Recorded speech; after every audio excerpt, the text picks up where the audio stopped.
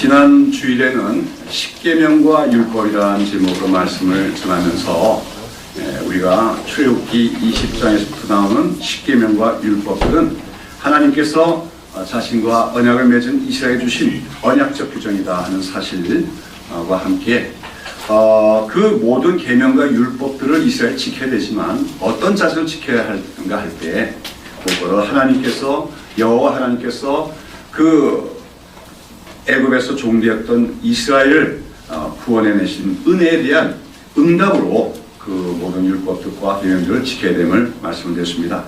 자, 근데 이제 우리가 이 십계명과 율법들을 보면 특별히 이제 그 모든 율법들의 요약이라고 할 수 있는 또 모든 율법과 계명들의 모법이라고 할 수 있는 십계명을 우리가 암송도 하고 살펴보지만 사실 이 십계명들을 보면 대부분이 다 하라고 되어 있습니까? 하지 말라고 되어 있습니까? 하지 말라고 하는 그 금지 조항인 것을 볼 수가 있어요. 여러분 이 십계명이 10개의 계명 아닙니까? 이 중에서 하지 말라는 그 금령이 몇 개나 되는 것 같습니까? 안 세어보셨죠?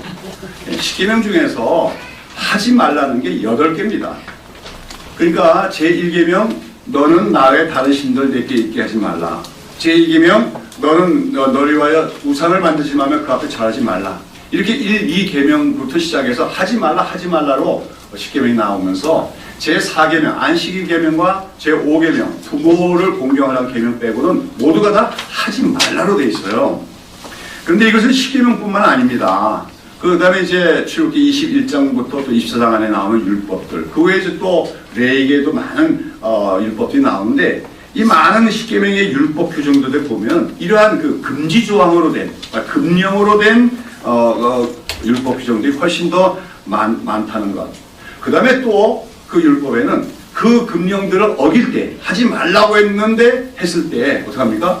거기에 대해서 아주 엄격한 징벌이 처벌이 따르고 있는 것을 봅니다.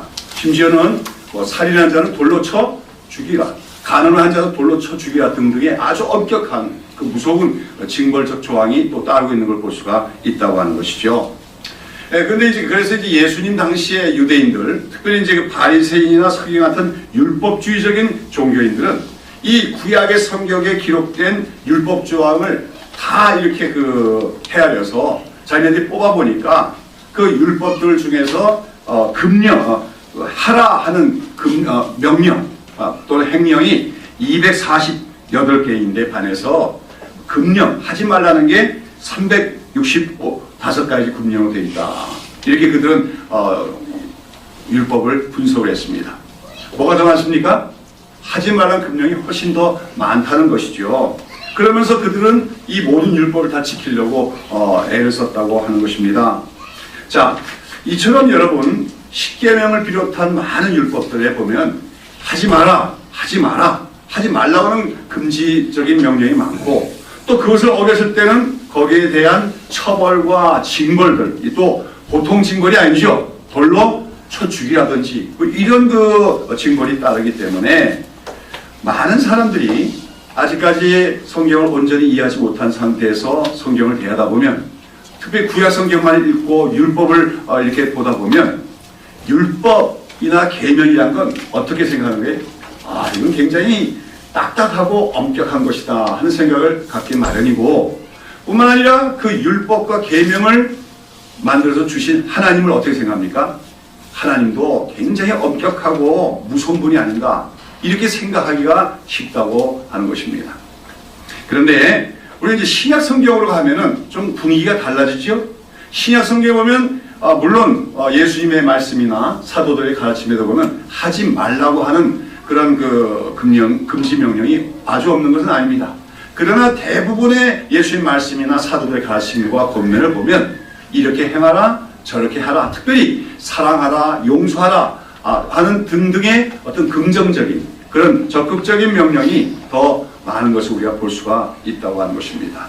특별히 예수님 자신이 행동으로서 간음하다가 잡혀온 여인을 돌로 쳐 죽이게 한 게 아니라 오히려 누구든지 죄 없는 자는 돌로 치라고 말씀하심으로 그 여인을 용서해주고 받아들이실 뿐만 아니라 예수님이 바로 구약의 율법에 의하면은 돌로 맞아 죽임을 당해야 되고 또 성전에는 도저히 들어갈 수도 없는 그런 죄인들을 어떡합니까?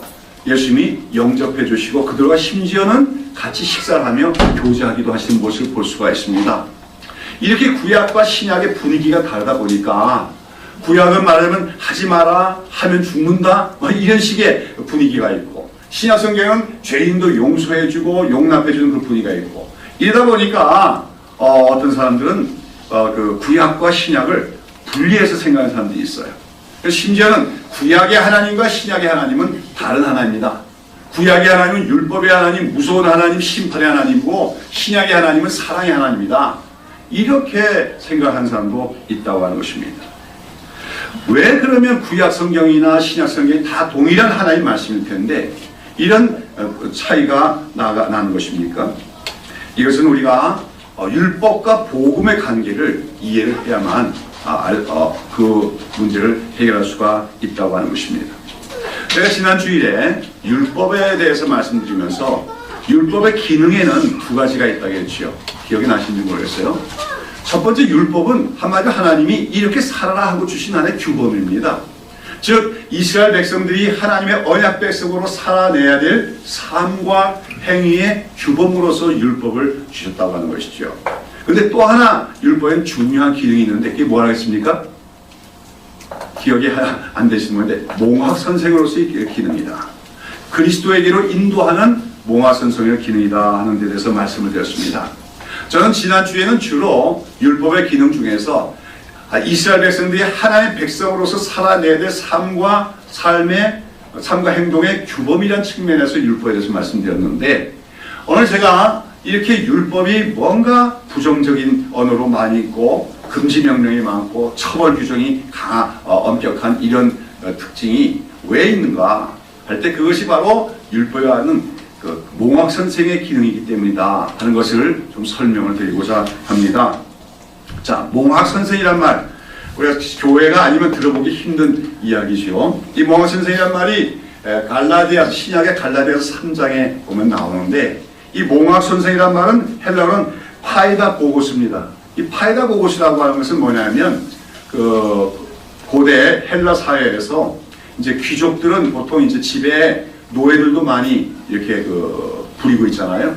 그런 가운데 자기 어린 자녀들, 아직 장성하지 않은 어린 자녀들을 이제 초등학문, 이제 우리나라로 하면 국어를 가르치고 또 기본적인 어떤 초등학문들을 가르치는 데 있어서 그걸 일을 누구에게 맡기냐면 노예들 중에서 조금 지식이 있는, 이제 왜냐하면 이제 그 고대 사회에서는 전쟁이 나면은 다른 나라를 정복하면 그 나라에서 엘리트와 같은 사람들 다 이렇게 노예로 삼게 되니까 그 노예들 중에는 그렇게 공부를 많이 한 그런 학식이 있는 노예들도 있습니다.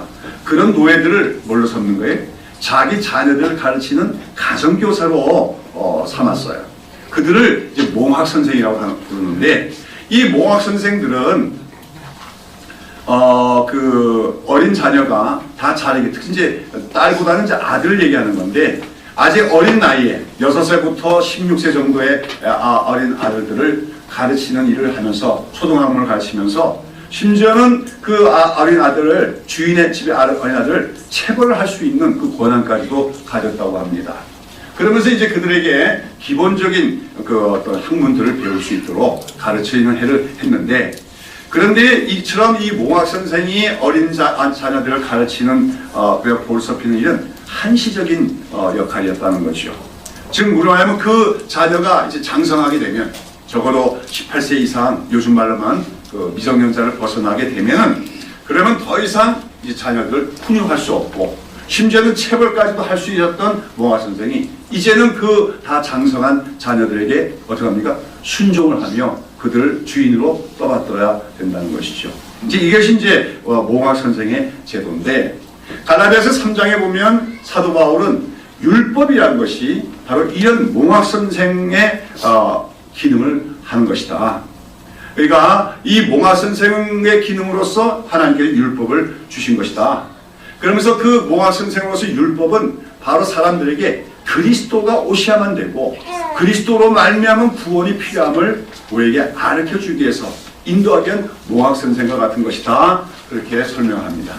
그러면서 이제는 예수 그리스도께서 오셨고 이제는 그리스도로 말미암아 믿음으로 구원을 받는 시대가 되었기 때문에 더 이상 오늘 그리스도인들은 그 몽학 선생 같은 몽학 선생 같은 율법 아래 있어서는 안 된다.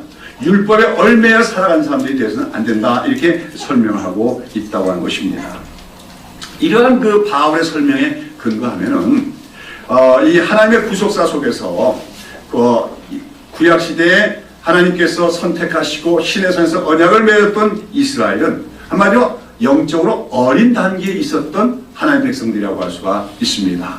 몽학 선생의 가르침을 받는 자녀들은 어린 자녀이기 때문인 거 아닙니까? 마찬가지로 이스라엘은 그 당시에 영적으로 어린 단계에 있었음을 얘기하는 것입니다. 영적으로 어린 아이들을 가르치는 방법은 뭡니까? 아까 몽학 선생의 체벌까지도 하게 한 것처럼 어떻게 합니까? 여러 가지 금지 조항들이 많이 나타나려며 또 그것을 어길 때 거기에 따르는 징벌들이나 처벌에 대해서 세세하게 명시하고 있다고 하는 것이죠.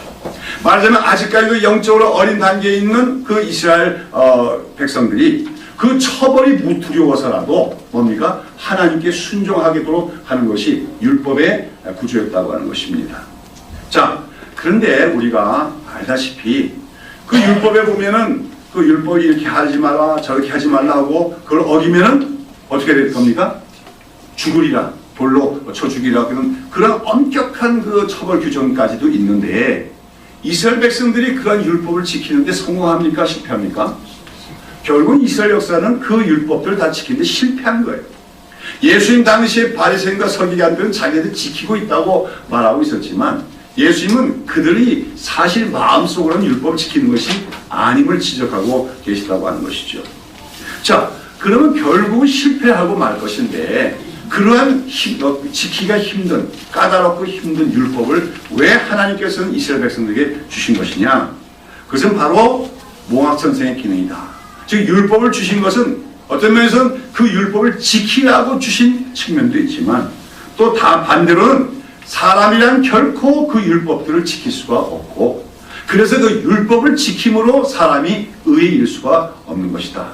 그러므로 사람에게는 또 모든 율법이 규정하는 것들이 다 죄고 그 죄는 사실상 다 죽어야 마땅한 심각성을 갖고 있다 하는 것을 가르치기 위해서 율법이 주어졌다는 거죠.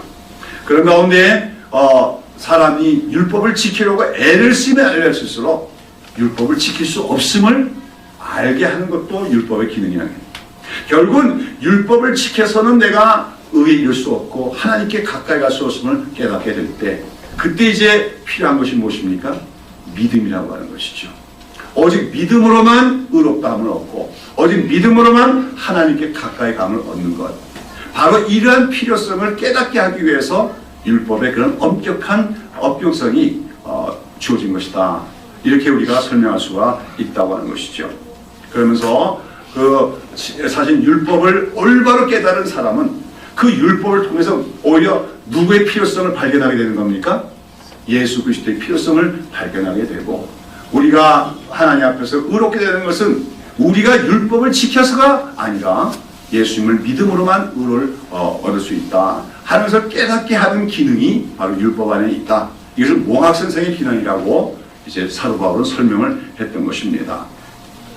여러분, 이처럼 하나님께서 아직 영적으로 어린 단계에 있는 이스라엘을 대하심에 있어서는 율법의 엄한 규정으로 대하셨다 하는 것을 우리가 볼 수가 있는 것이죠. 사실 이것은 우리가 오늘 가정교육에서는 거꾸로 해요. 우리가 오늘 우리 가정에서 자녀들을 양육하는 데 있어서는 이것은 하면 안 돼, 이런 일을 하지 말라 하는 그런 부정적인 태도로 자녀들을 키우는 것은 대단히 좋지 않은 양육 방법이라고 할 수가 있습니다. 가능하면 우리들 자녀들 양육할 때 올바른 원리를 늘 가르치되 그러나 전체적으로는 그 자녀들을 품어주고 용납해주고 격려하는 그러한 분위기 속에서 자녀들을 가르칠 수 있어야 돼요. 자, 근데 이제 제가 어렸을 때 교회를 다니면서 이렇게 제가 본 바에 의하면 수많은 한 몇십 년 전의 일입니다만은 수많은 기독교인들 가정들 중에서도 아주 잘 믿노라고 하는 경건하다고 하는 가정일수록 보면은 그 가정에서 자녀들에게 엄격한 규율을 강조하면서 앞서 말한 것처럼 이거 하면 안 되고 저거 하면 안 되고 하는 그런 식으로 가르치며 훈육을 하는 그런 신앙 교육을 시킨 그런 가정이 많았던 것을 제가 목격을 했습니다. 그래서 그런 잘 믿는 가정의 자녀들 보면 절대로 친구들과 어울려서 술집에 가서도 안 되고 화투를 쳤어도 안 되고 뭣도 하면 안 되고 이런 그 규율 속에서 살아가는 걸 우리가 볼 수가 있다고 하는 거죠. 근데 그 다음에 가만 살펴보니까 그게 바로 율법주의적인 교육인데, 그런 가정에서 자란 자녀들이 신앙생활을 잘하느냐? 두 개예요. 하나는 완전히 그냥 세상으로 나가버리는, 반발해서 나가는 사람들이 있느냐 하면, 반대로 교회 안에서 정착을 하고 교회에서 부모를 따라서 이제 자기도 교회에서 쟁법 중직자도 되는 경우 있는데, 그런 사람들이 대부분 어떻게 합니까? 아주 율법주의적인 신앙의 성향이 되는 걸 봅니다. 그러면서 자기도 엄격할 뿐만 아니라 다른 사람에 대해서도 굉장히 엄격해가지고 다른 사람들에 대해서 비판하고 정죄하는 그런 성향의 사람이 되는 것을 많이 보았어요. 가정에서 그래서 우리가 이렇게 율법주의적인 그 방식으로 교육을 하는 것은 올바른 방식이 아니다. 특히 신약시대의 복음적인 우리가 신앙 안에서는 그것은 올바른 방식이 아니라고 얘기할 수가 있다고 하는 거죠. 왜냐하면 그 율법주의적인 신앙은 한마디로 어떤 상태에 있는 신앙과 같아요? 어린아이와 같은 신앙 상태와 같기 때문인 것입니다. 그러나 우리가 알겠지만 오늘 우리가 살고 있는 신약시대에는 더 이상 율법이 우리를 지배하는 시대가 아님을 기억해야 됩니다. 그리스도께서는 우리를 우리 십자가에 죽어주심으로 우리를 죄와 사망과 그 마귀로부터의 속박으로부터 해방시켜 줄 뿐 아니라 율법의 저주로부터도 우리를 해방시키시는 것을 우리는 알아야 됩니다. 그러므로 이제는 우리는 어떻게 삽니까? 우리는 더 이상 그 율법에 대한 속박 속에서 율법에 나오는 어떤 징벌과 처벌들이 무서워서 율법을 지키는 것이 아니라 오직 우리는 예수 그리스도의 복음과 그리스도의 믿음으로 말미암아 성숙한 하나님의 자녀들로서 하나님을 섬겨야 된다고 하는 것이죠. 다시 말해서 우리는 율법에 얽매여 살거나 율법에 따른 그 처벌이나 징벌이 두려워서 교회도 일도 열심히 하고 무슨 어떤 종교적 규칙들을 지키는 것이 아니라 장성한 아들이 하나님 아버지를 사랑하는 마음에서 자발적이고 기쁜 마음으로 아버지의 뜻에 순종하는 것처럼 하나님을 섬기는 그런 사람들이 되어야 된다. 그런 신앙이 바로 복음적인 신앙이라는 것을 우리는 깨달아야 할 것입니다. 이러한 그 율법과 복음의 관계, 이 율법적 신앙과 복음적 신앙의 차이, 이걸 우리가 아주 잘 설명해 줄 수 있는 이야기가 바로 누가복음 15장에 나오는 돌아온 탕자의 이야기입니다. 여러분, 우리가 이제 너무 잘하는 얘기죠. 돌아온 탕자. 근데 사실은 이 누가복음 15장에 나온 돌아온 탕자의 얘기는 사실 제목이 돌아온 탕자의 얘기가 아니고 두 아들의 이야기다. 이렇게 제목을 삼으면 더 적합하다고 할 수 있어요. 두 아들의 이야기.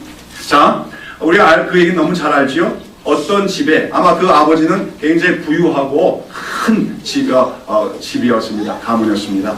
그 집에 아들이 둘이 있었는데 어느 날 이 중에 작은 아들이 아버지에게 아주 당돌한 요구를 해왔습니다.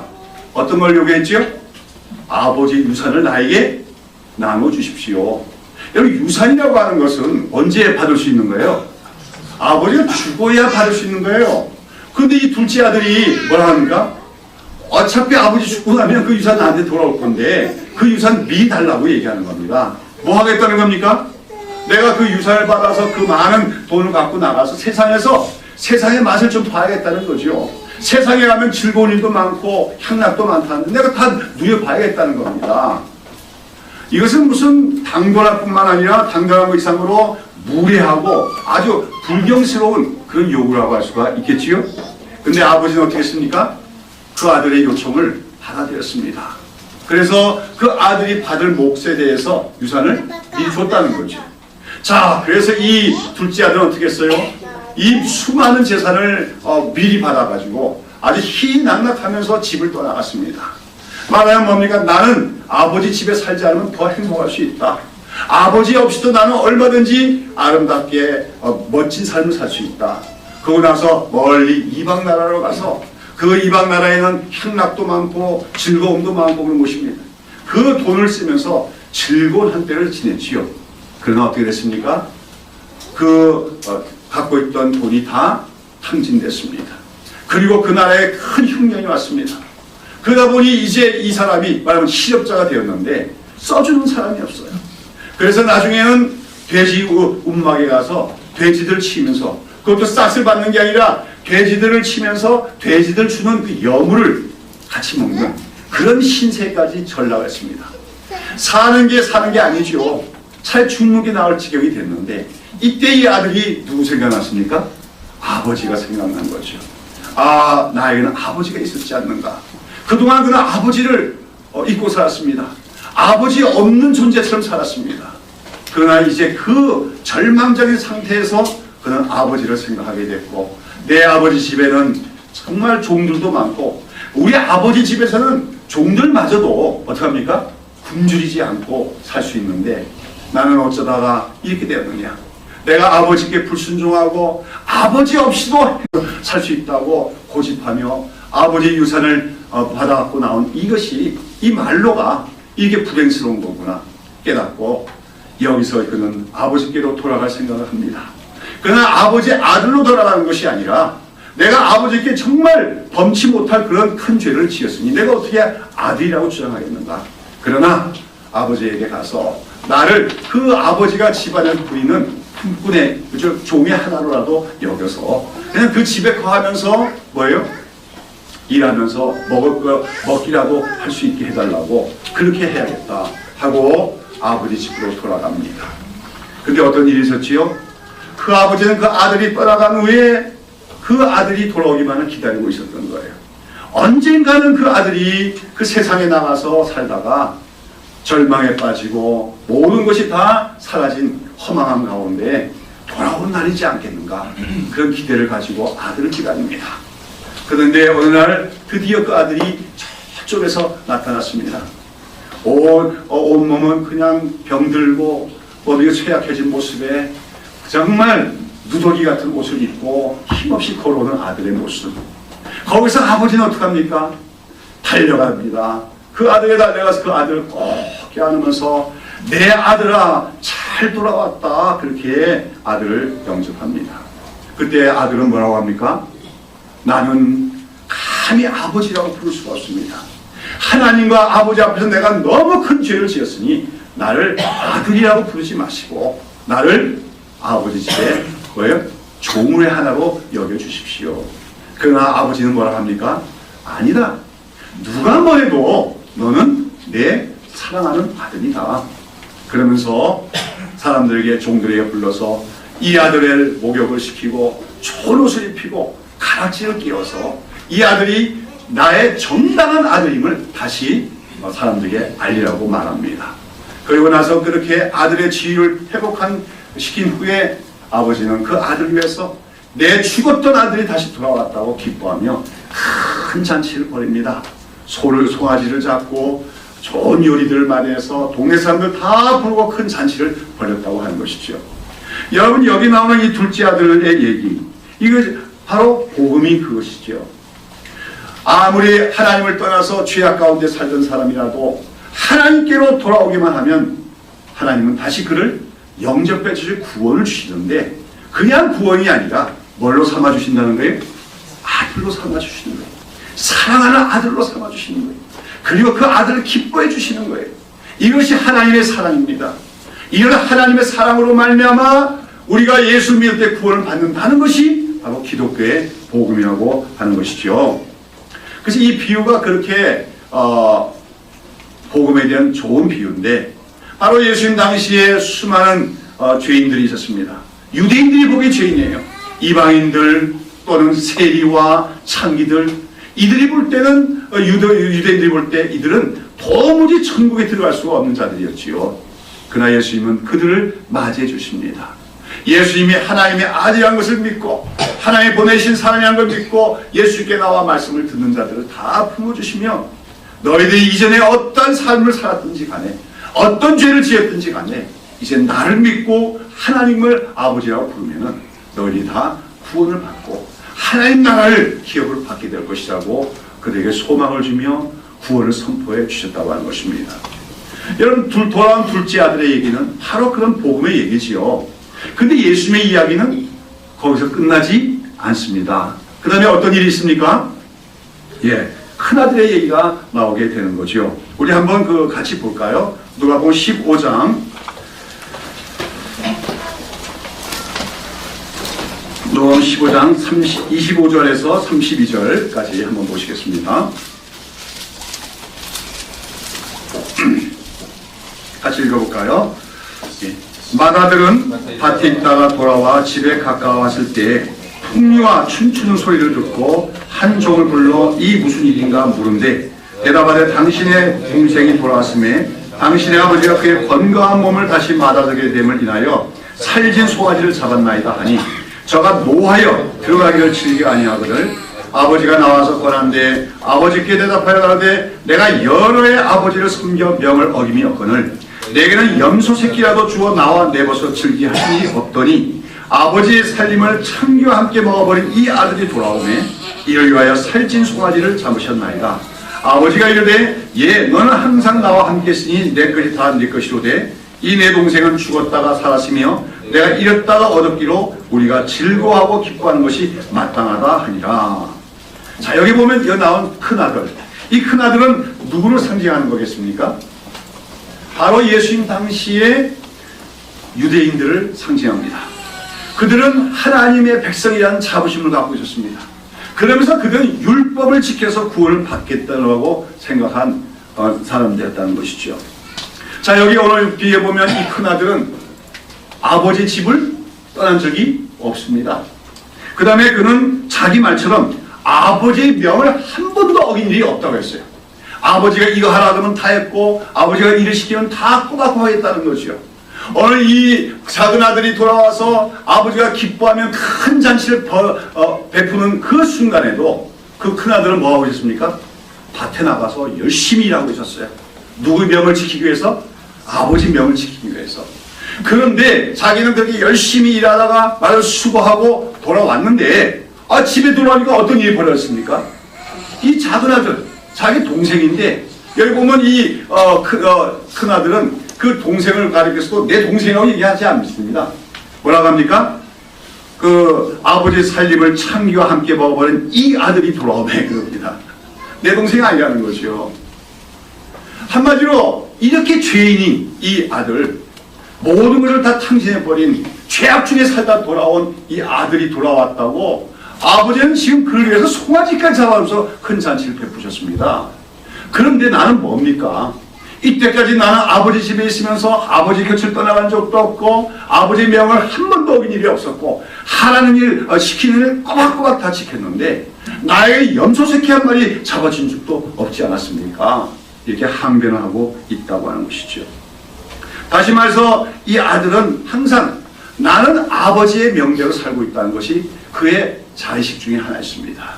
나는 아버지의 명을 어기지 않고 있다는 것. 그런데 여러분 오늘 여기 있는 이 아들은 누구의 상징이었어요? 아까 얘기했죠? 예수님 당시의 유대인들이고 오늘 교회 안에 있을 수 있는 율법주의자들의 상징이라는 것입니다. 그들은 아버지를 기뻐한 게 아니에요. 아버지를 사랑한 게 아니에요. 그들이 왜 아버지 집에 있었으며 아버지 명을 지켰습니까? 아버지 유산 때문에 그래요. 사실 작은 아들도 그 유산이 달라고 해서 욕심부려서 세상 나갔다가 망해갖고 돌아왔지만 사실 이 큰아들은 아버지 집을 떠나지 않았지만 아버지 집을 떠난 것이 아버지를 사랑해서거나 아버지가 좋아서가 아니라 아버지 유산이 탐이 나서 그 집에 있었을 뿐이에요. 하나님 그 아버지의 명을 안 지켰다가는 아버지 유산을 받지 못하게 될까봐 그것 때문에 그는 집을 떠나지 않고 오셨다고 하는 것이죠. 이 아들은 아버지 유산을 달라고 한 적도 없고 세상적인 죄악의 향락을 누리지도 않았습니다. 그러나 그 마음에는 늘 어쩌면 하나님께 대한 불만이 있었는지도 몰라요. 내가 이렇게 수고 많이 하는데 내가 이렇게 아버지 명령대로 다 했는데 왜 아버지는 나에게 좀 좋은 것 좀 안 주실까? 여러분, 이 율법주의적인 신앙은 기복주의 신앙과도 일맥상통하는 겁니다. 율법주의자와 기복주의자는 그 동전의 양면과 같아요. 율법주의는 어떤 면에서는 하나님의 율법을 다 지키지 않으면 벌 받을까봐 무서워하는 것이 그 동기가 주된 동기라면, 기복주의는 내가 열심히 봉사하고 열심히 헌금하고 열심히 율법을 다 지키면 뭐 받게 될 것이다? 복 받게 될 것이다.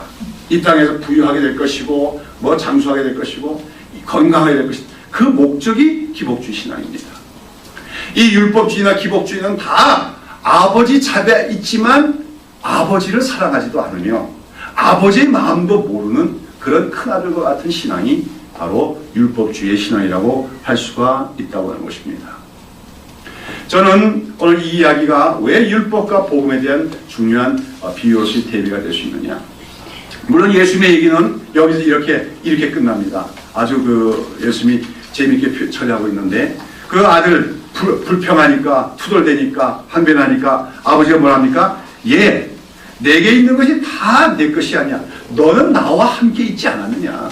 무슨 말입니까? 너의 기쁨은 뭐가 돼야 된다는 거예요?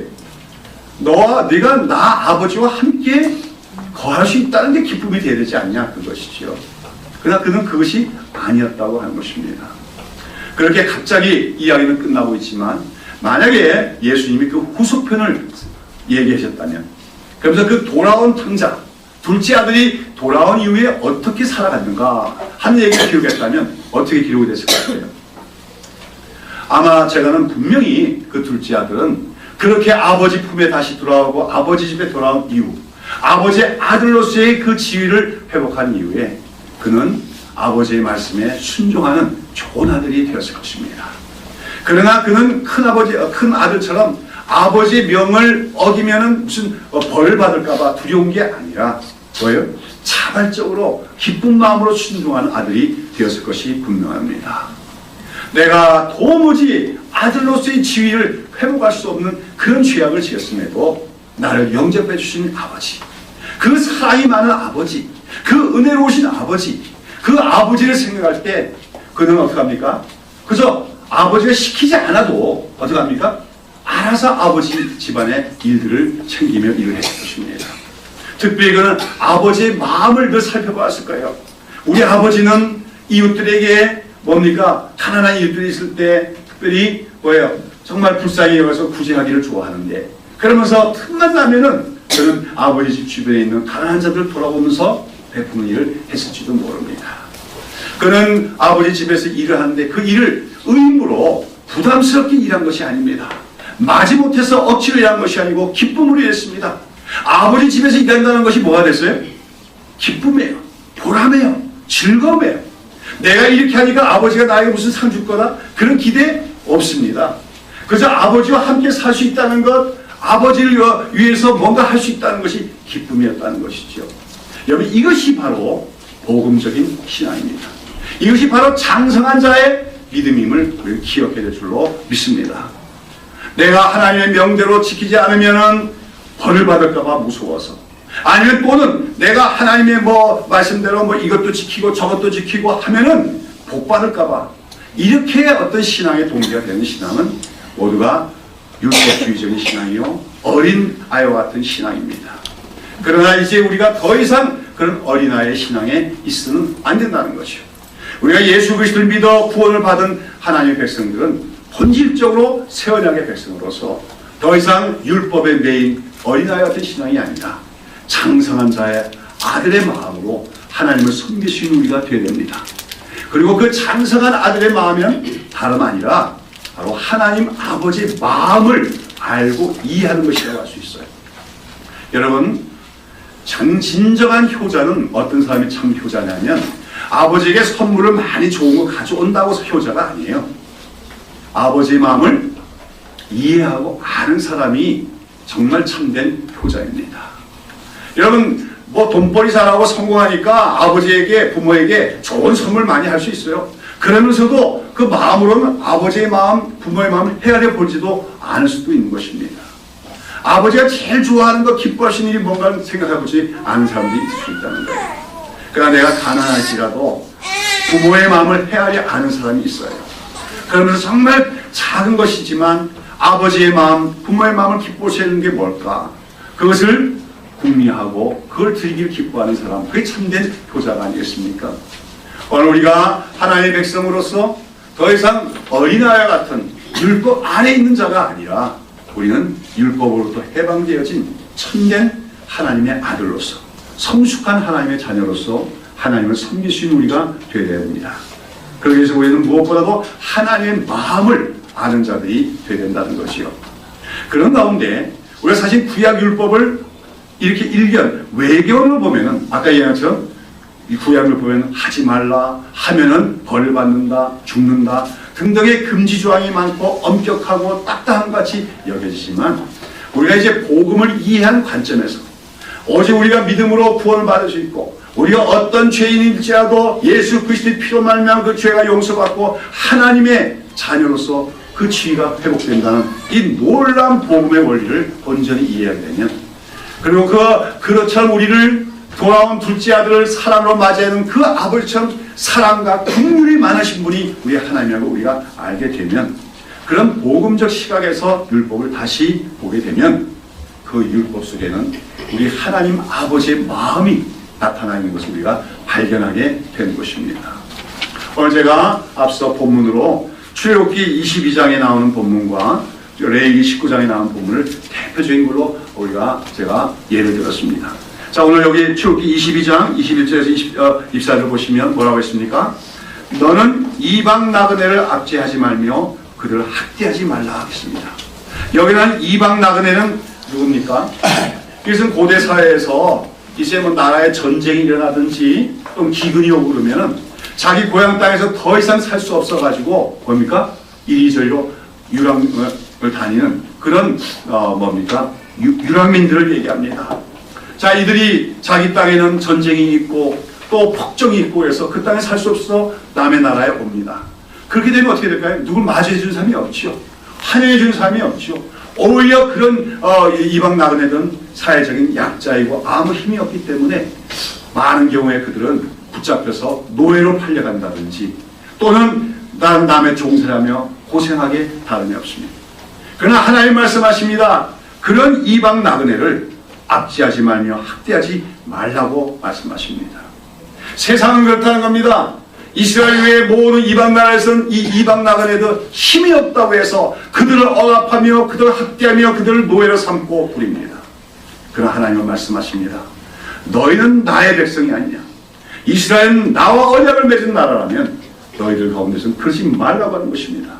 그 이방 나그네들을 선대하라는 겁니다. 그들을 영접하라는 겁니다. 그들의 필요한 것을 공급해 주라는 것입니다. 그러면서 뭐라고 하십니까? 너희도 애굽 땅에서 나그네였습니다. 기억하라는 겁니다. 너희들도 애굽에서는 노예로 살지 않았느냐? 그런 너희를 오직 은혜로 내가 너희를 구원한 것이 아니냐? 내가 너희를 구원하지 않았다면 너희들도 여전히 절망 속에서 살아갔을 것이 아니겠느냐? 그런 너희가 내 은혜로 구원을 받았으니 이제는 너희와 같은 처지가 되어진 그 이방 나그네들을 함부로 대하거나 무시하거나 억압하거나 처치하지 말고 그들을 선대하라. 그들에게 은혜를 베풀라. 그것이 하나님 백성된 너희들의 바른 삶의 방법이다 말씀한 것입니다. 바로 이것이 우리 하나님의 마음인 것을 우리는 알아야 됩니다. 다음에 이어지죠. 하나님 말씀하시죠. 너는 과부나 고아를 또한 해롭게 하지 말라고 말합니다. 과부나 고아 역시 고대사회에서 가장 무능력한 힘이 없는 의지할 곳이 없는 사회적 약자들을 대표하는 것입니다. 그들은 돈도 없습니다. 힘도 없습니다. 의지할 데가 없습니다. 억울한 일이 있어도 호소할 데가 없습니다. 그런데 많은 사회에서는 그런 가부와 고아를 더 학대합니다. 그들을 더 무시합니다. 하나님 말씀합니다. 그런 사회적 약자들, 힘이 없는, 의지할 데가 없는, 그래서 하나님밖에 바라볼 수 없는 그런 과부나 고아를 해롭게 하지 말라. 그러면서 뭐합니까? 네가 만약에 그들을 해롭게 하면, 그래서 그들이 부르짖으면 반드시 내가 그 부르짖음을 듣고 내가 맹렬하게 너에게 진노를 쏟아부어서 내 칼로 너희를 죽이리라. 너 아내는 과부가 되고 너의 아들은 고아가 되리라. 하나님 말씀하시고 계십니다. 이것이 바로 이 땅을 바라보시는 하나님의 마음이라는 거예요. 이 세상은 인간의 죄로 말미암아 타락이 되었고, 타락한 이후에 이 세상에는 인간들 사이에 불평등이 오고 불균형이 왔습니다. 모든 균등이 깨어지고, 이 세상에는 부익부 빈익빈 또한 계신 간의 갈등이 오게 되었습니다. 그런 속에서 가진 자들은 더 가지려고 하고, 힘 있는 자들은 그 힘으로써 약자들을 억눌리며 그걸로 자기 기득권을 더 확보해 나갑니다. 이런 세상을 바라보는 하나님의 마음이 안타깝고 아프신 거죠.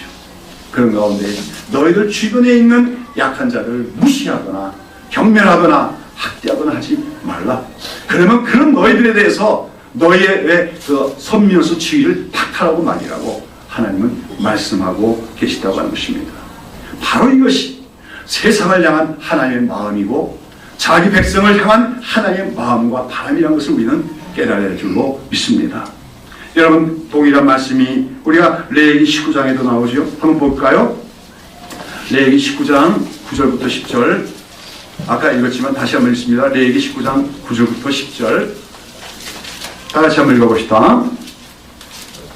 너희 땅에 곡물을 벨 때 너는 밭 모퉁이까지 다 거두지 말고, 너의 떨어진 이삭도 줍지 말며, 너의 포도원의 열매를 다 따지 말며, 너의 포도원에 떨어진 열매도 줍지 말고, 가난한 사람과 타국인을 위하여 버려라.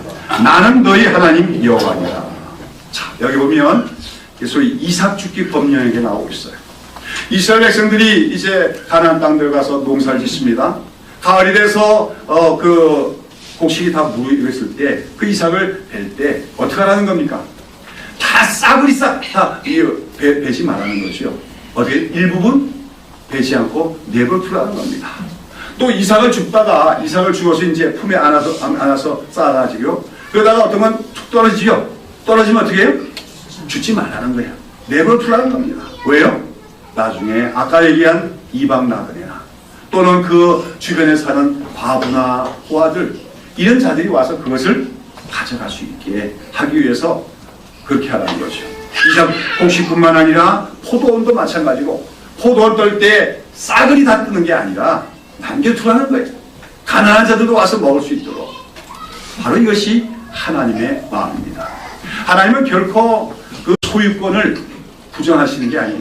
하나님은 공산주의 사회를 만들라고 말씀하시지 않습니다. 개인의 소유권, 열심히 일하면 많이 소득을 올릴 수 있는 그런 어떤 경제제도도 인정하셔요. 그러나 내가 수고해서 거둔 거라고 다 내 것이라고 주장하지 말라는 것입니다. 그 모든 것이 다 하나님의 은혜로 주신 것을 기억하고, 내가 거둔 것이지만 그 중에는 또 다른 사람들에게 100%의 재를 나눠져야 될 부분이 있음을 인정하라고 하나님은 말씀하고 계신 것입니다. 바로 이것이 하나님의 마음입니다. 우리가 살고 있는 이 세상은 인간의 죄악으로 말미암아 불평등이 왔습니다. 그 다음에 사람들의 산 처지가 달라졌습니다. 가난한 자가 있게 마련입니다. 사회적 약자가 있게 마련입니다. 그들을 바라보는 하나님의 마음은 늘 아프신 겁니다.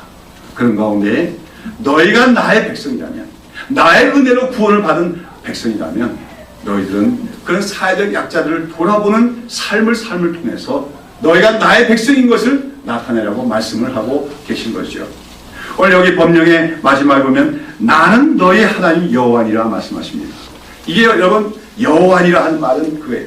나는 너희와 언약을 맺었고 그 언약을 지키는 하나님이고 은혜로 너희를 구원 하나님이다, 그런 말이에요. 그런 나의 백성으로서 너희들 가운데 있는 약한 자들을 볼 때마다 내 소유를 내 것이라 주장하지 말고 그것으로 그들을 베풀 수 있는 삶을 살아라.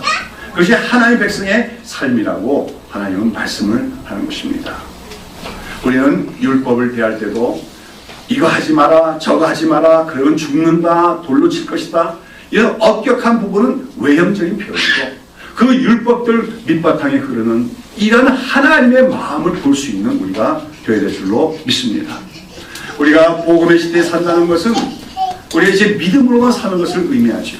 그러나 복음의 시대에 우리가 믿음으로만 산다는 것은 율법을 몰라도 되고 율법을 무시해도 된다는 말이 아니에요.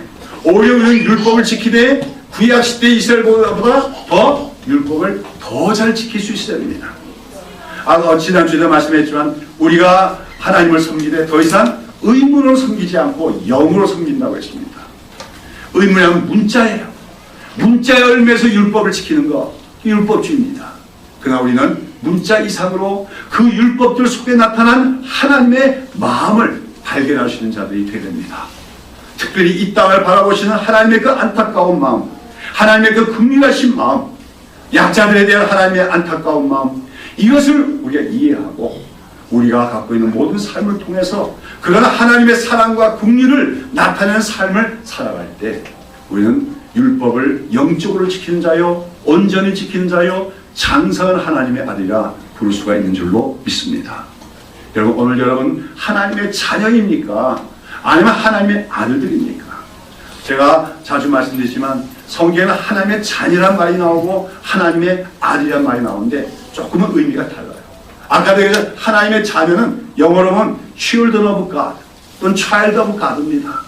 child of God에게는 훈육이 필요해요. 엄격함이 필요해요. 몽학선생이 필요할지 몰라요. 그러나 하나님의 아들은 장성한 자입니다. 장성한 자는 특별히 하나님의 아버지의 마음을 이해하고 아는 자입니다. 특별히 하나님의 그 사랑과 긍휼을 아는 자입니다. 그래서 아까도 둘째 아들이 회개하고 참으로 아버지 아들의 지위를 회복한 이후에는 아버지 집에서 어떻게 일했을 것이라고요? 뭘 보상을 바라고 대가를 바라고 일하는 게 아니라 그래서 아버지 마음에 기뻐하는 일이 뭘까?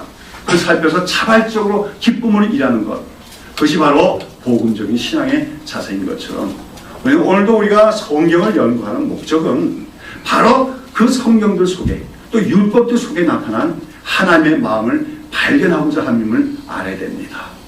그러면서 말씀의 연구를 통해서 하나님의 마음을 알아가야 돼요.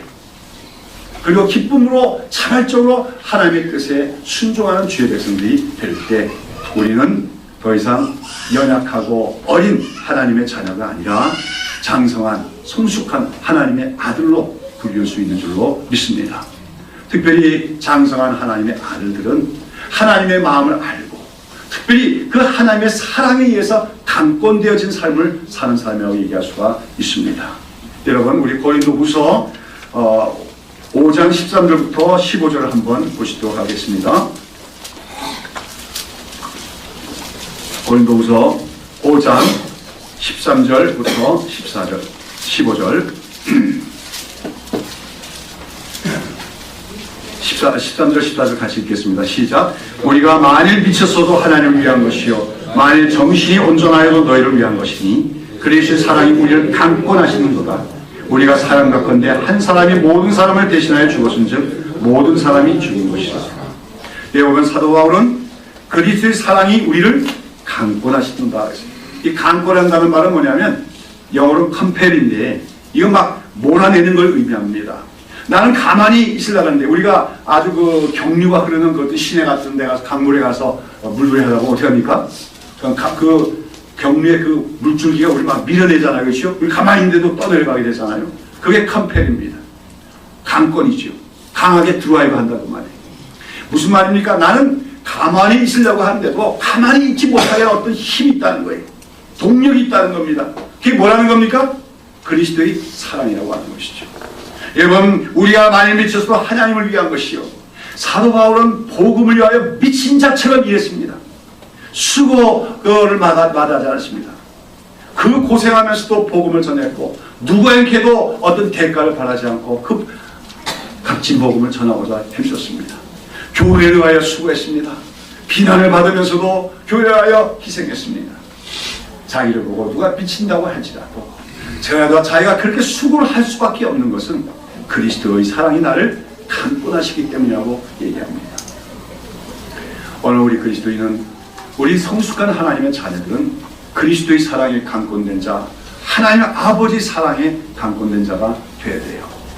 내가 그냥 사는 게 아니라 가만히 있을 때 하나님의 사랑이 나를 가만히 있지 못하게 하는, 그래서 내가 이웃들에게 사랑을 베풀지 않을 수 없고, 그래서 내가 복음을 위하여 수고하지 않을 수 없고, 교회를 위하여 봉사하지 않을 수 없는, 그래서 그것도 기쁨과 자발적인 마음으로 봉사하는 그런 하나님의 백성이 되어질 때 우리는 온전한 그리스도인이요 장성한 하나님의 아들이 될 수 있는 줄로 믿습니다.